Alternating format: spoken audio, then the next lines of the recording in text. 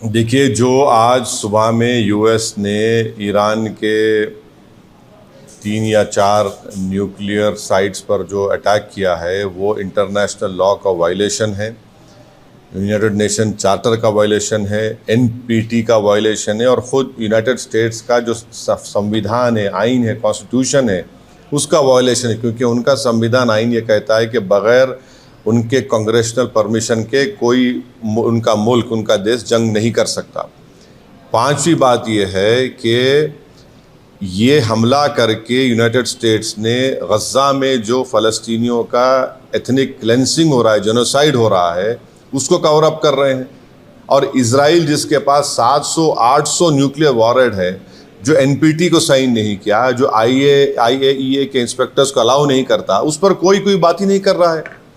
और छठी बात यह है कि मेरी बात लिख के रख लीजिए कि 5-10 साल में ईरान 90% यूरेनियम का एनरिचमेंट करेगा, 90% करेगा। अब नहीं रोक सकते ईरान को। अब ईरान एनपीटी से निकल जाएगा और एनरिचमेंट करेगा।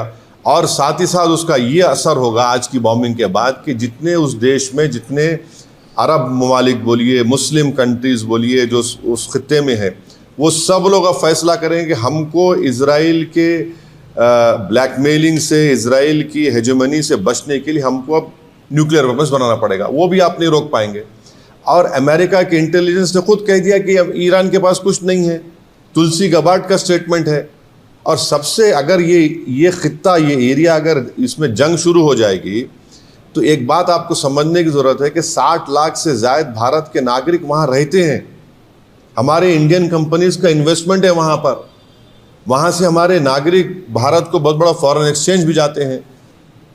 अनलाइक नॉर्थ अमेरिका के, वहाँ तो इनकम टैक्स भी नहीं लिया था उनसे।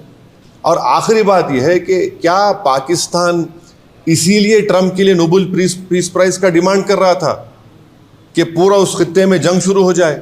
क्या इसीलिए उनके जनरल जाकर लंच खा के आए थे वहाँ पर कि पूरे इस इलाके में आग लग जाए, जंग शुरू हो जाए वहाँ?